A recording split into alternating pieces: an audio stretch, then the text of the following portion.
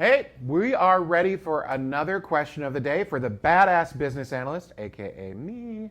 So let's see what Paul has for us today. Hey Bob, here's the question today.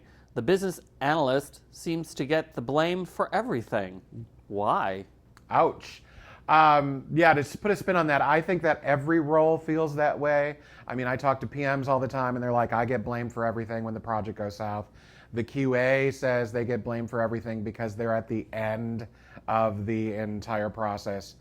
But a lot of BAs do feel they get the blame, and I think there's one basic reason. It's the requirements, and everything revolves around the requirements. So when the requirements don't deliver as promised, whether it's the timeline or the budget or they didn't get tested the way we expected, they turn into defects, and those defects immediately people point to the BA being the problem. Having said that, a lot of defects actually do not point to the requirements. And this is something that you have to look at in your organization to make sure that we understand how these defects impact the entire team and the surrounding areas. It's not always the BA's fault.